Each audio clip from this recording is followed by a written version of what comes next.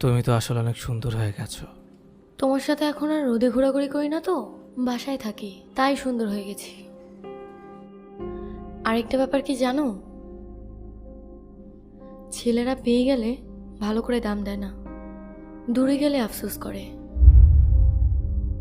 তুমি দিন দিন নিজেকে চেঞ্জ করতেছো, আগের সেই মানুষটাকে এখন আর দেখা যাচ্ছে না। মেয়েদের পটানোর জন্য স্মার্ট হয়ে যাচ্ছ বুঝি। আমি কিন্তু সেই সহজ সরল মানুষটাকেই ভালোবাসতাম। আমাকে গভীরে তল্লানি দেখলে একটাই প্রশ্ন করো, আজ কার মন ভালো করার দায়িত্ব নিলে? বলো তো কবে এই অভ্যাসটা ছাড়বে? আচ্ছা, আমার মতো করে তাদের মনও ভালো করে দাও, তাই না? তুমি তো তুমি। প্রশ্ন আরও করছি, কিন্তু তার জবাব দাও। কোনো মেয়ের সাথে কথা বলো এখন, আমার মতো কেয়ার করে, বকা দেয়? আচ্ছা, তাকেও কি আমার মতোই ভালোবাসো?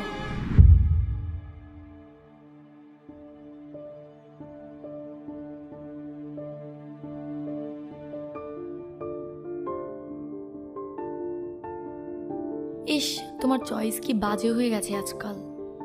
একটুও সুন্দর না, এর চেয়ে আমিই সুন্দর ছিলাম।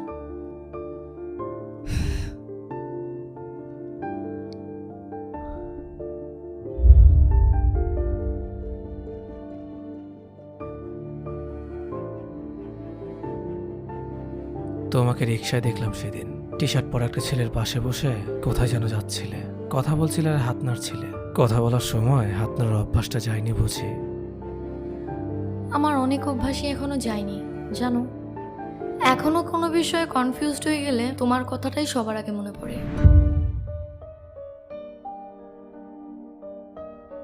সে সারা রাত তোমার সাথে ফোনে কথা বলে, তাই না? তার রাত জাগার অভ্যাস নেই তোমার মতো। সে রাতে তাড়াতাড়ি ঘুমায় আর তাড়াতাড়ি ওঠে, আর উঠেই আমার ঘুম ভাঙায়। মানুষটা অনেক ভালো জানো।